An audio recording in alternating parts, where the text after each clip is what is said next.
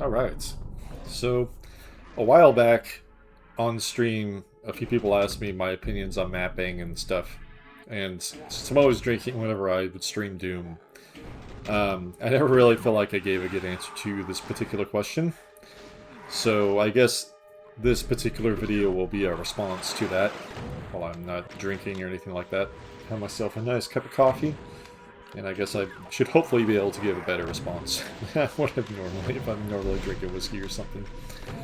But, I've always been kind of on the fence about making this video, because I feel like it's a little bit pretentious or something like that. But I guess as long as I'm not giving a commentary on how I feel like people should be mapping, then there's nothing really to be pretentious about. So it's just going to be a commentary on what I like. Don't take this video as to be a commentary on what and how I think that people should be mapping. Even though it might sound that way, it's not my intention. So this is a Skill 2 demo of Event Horizon Map 1. The reason I chose this particular demo is because, for me today, one of the most important things about mapping is making high-effort skill implementations.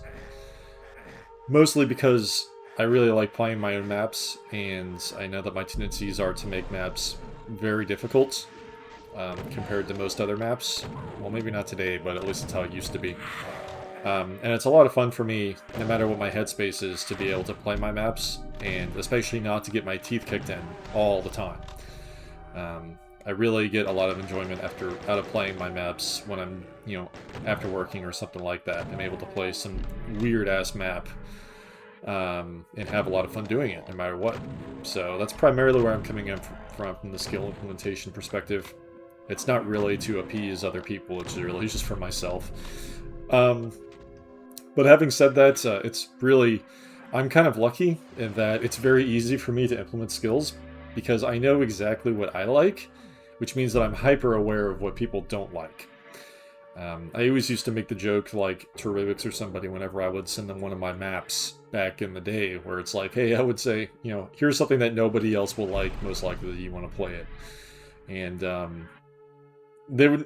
people would normally play my maps, but, whether or not they liked them was a different story, I guess. But, yeah, for the most part, like I said, it's very easy for me to sort of figure out what to remove. So, for example, the ledge there, just before entering this particular secret fight, is entirely a pain sector in Ultraviolence, except for, like, the very edge of the sector. And so you have to kind of straddle the sector just above the lower ledge, so you don't actually take any damage from the pain sector. Likewise, I have a bunch of Cyber Demons, for example, in this fight in Skill 4, so I know that I don't want it to be super insta-give for players on lower skills, so it's easy for me to sort of figure out, okay, maybe I shouldn't have these things in my fights. Same thing goes for platforming. In difficulties, there are always, not always, but a lot of times particular jumps that I feel are very difficult to make, or require a specific setup, or maybe SR50 or SR40 to make them easier. And I definitely know that I should remove that stuff for players. However, there are some things you notice, like the Vile Jump is still there. And the reason for this is because I feel like that there's a particular sort of feeling or design or something that I really wanted the map to feel like whenever you play the map. I don't want it to be like, completely neutered to where it's more of like a standard map. I still want it to feel like it's some weird nonsense that I would make. And I feel like removing everything from the map would take that feeling away. So I always have to kind of try to decide what I want to keep in the map or what I want to remove based on that, so it doesn't lose the particular feeling I was trying to achieve with the map from the beginning. I definitely did that, I know, with Dimensions 2. Like, for example, Skill 4 is supposed to kill the player, was the original design concept of the map. And so, for the lower difficulties, I still wanted them to feel like they were designed to kill the player, but obviously not really meant to do that. I wanted to make them more accessible still, but obviously still have the same sort of design concept in mind whenever implementing everything. And so that's how I kind of felt about that Vile Jump. And I sort of have to try to make those decisions about every map I make, especially from now on, with regarding difficulties. And also, that kind of also impacts how I sort of balance fights on lower difficulties. I know that some people really like adding Megaspheres or Invulns to fights, but I really don't. I really want the player to feel like it's that he or she is playing a fight which is still designed for them, and not necessarily obviously a fight which was just neutered just because I needed to have a lower skill level implementation. The reason for this is because obviously there are just some things which are always going to be insta-gib, and players which aren't as mechanically adept as other players just won't be able to deal with, I feel, no matter how much health you have. And if you kind of cop out, I feel, with an invuln or something like that, then you just basically take the fight out of the map completely. At which point the players, I feel, is just kind of like, well, why did I do this anyway, I guess. I still want the players to feel like they're playing a weird, challenging map without, obviously things just being neutered and taken completely out of the map. And I guess that comes from just watching people play the game for as long as I have.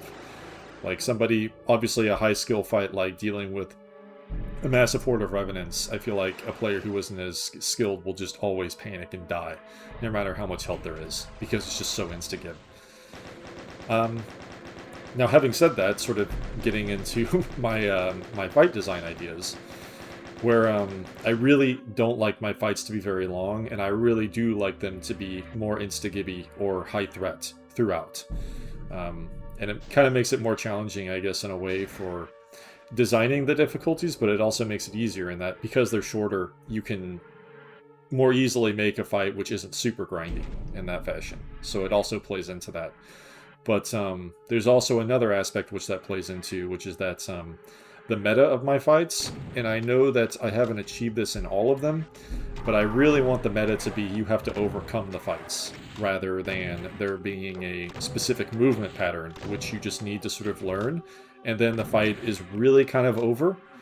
I guess in that sense I really don't like combat puzzle fights. I would much rather have a fight the player just has to overcome. Similar to something like a gear check or something like that in an MMO, where it's like you might know how to deal with the fight, but you just can't win because you just don't have the gear. In this case, it wouldn't be gear, it would be more mechanical skill in the game to deal with the fight. So an example, I guess, of that would be maybe the basement fight in Dimensions Map 3, where it's not always the same every time. Like, you have to kind of adapt to what the monsters are doing in order to avoid dying. Or same thing like the box fight, I guess, would be another example, where you might have a strategy, but you still have to execute that strategy no matter what. And a movement pattern might not really help you out at all.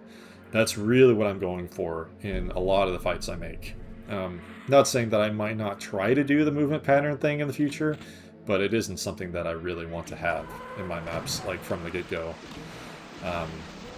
Another thing as well is I really like to have switches which allow the player to sort of control the progression of the fight, like when things open and stuff. I feel like this can appease both a speedrunning aspect in your map, so the player, like a player who wants to play it much more quickly, can open up the fights much quicker than somebody who maybe doesn't want to do that, wants to play it a little bit more like survivability oriented, rather than I'm just going to throw survivability into the wind and try to beat the map as quick as possible. I know that people really like Flotsam Map 6, and that map was designed with that entirely in mind, for especially the blue skull key area and the secret fight. And consequently, those are two of my favorite fights in the map, for that reason, I guess. Just because I can sort of pick them apart and play them however I want. I guess another thing, sort of unrelated to that, but I guess not really, would be, I'm really getting tired of, well, I don't know, I've always kind of done this, but fights where you have to hit switches in order to start them. Even though this fight kind of does that, as you're kind of watching this, it's something that I'm, nowadays especially, thinking about a whole lot. And in Dimensions 2, this is really kind of apparent throughout the map, where other than like switches for progression, many of the fights are just, you are, like, it's basically a ride from the beginning to end, where you just have to deal with everything that the map is throwing at you. There's no switches to press. You just enter an area and then the fight starts. I feel like fights where you always just hit switches, like maps rather, over and over again, it turns the feeling of the map into less of an intense one and more of a cerebral sort of map. And for me, especially nowadays, I really am trying to get away from that. And most of the time, it's from watching specific demos I've made, which I really like watching, compared to other demos which I maybe don't like watching as much. For example, AV's demos of Zolbase's, I think are very entertaining because he never really stops in any of those maps. It's always just go and like kill all the monsters all the time. Another example would be the Dimensions 2 demo, or task rather, that Party Crasher made, where it really kind of shows the what I was going for in that map design-wise. Where it's just really intense all throughout, and it doesn't really feel like a slaughter map at all. It's just like a one non-stop ride from beginning to end. I really like making maps, well, at least nowadays, that feel like that. And where there's not really much circle strafe and the player is just always moving and not having to really, oh, here's a switch, I'm going to stop for a bit and sort of, I guess, catch my breath before I hit it.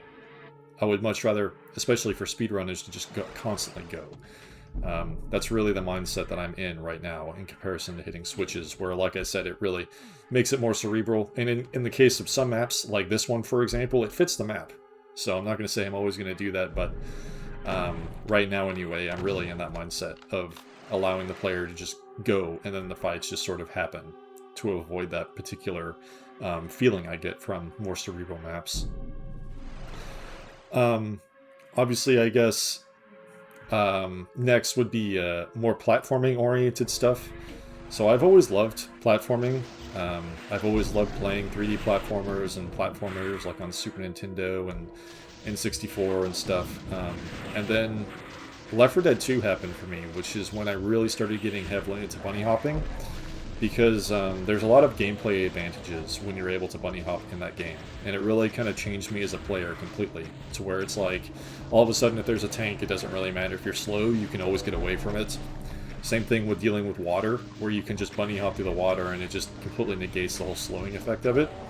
It really kind of allows you to sort of raise your skill ceiling than you would normally be if you didn't know how to bunny hop. And in this game, I kind of feel it's the same way, where movement-based stuff really kind of improved me, I feel like, as a player, a lot more than a lot of other stuff did, because you really have to kind of focus on what you're doing when you decide to get much better at platforming, and sort of figure out how Doomguy kind of controls when you're dealing with these slidey platforms and everything like that, where suddenly you can just kind of intuitively figure out how Doomguy's going to move, rather than, you know, having to sort of react to it, I guess. Obviously, there's a lot more stuff in this game which is skill related, but to me, that's one of the primary ones.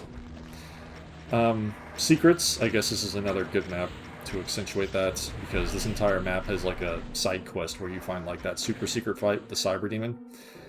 For me, it was always a lot of fun figuring out these kind of weird maps that everybody would always make fun of when I was streaming the game a lot, like No Chance, for example. Everybody always used to joke about it, and then I finally decided to just sort of learn the map, and ended up having a lot of fun with it. And so it was always kind of cool to stream some map that nobody else really played, or everybody else would always joke about.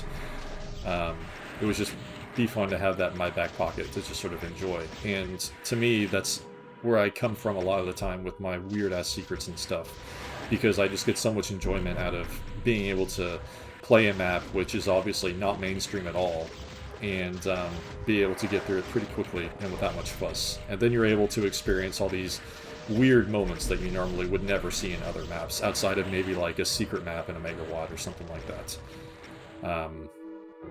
So that's primarily where I'm coming from with secrets, and plus it just allows you to implement much more abstract areas, which to me are the ones which always stand out the most. Like, for example, in Miasma, you know, you have all the secret areas are the ones which sort of break up all of the sort of more brown tech-based areas of the map. And for that reason, secret fights are always really interesting to me. Finally, detailing, just to wrap up, I guess.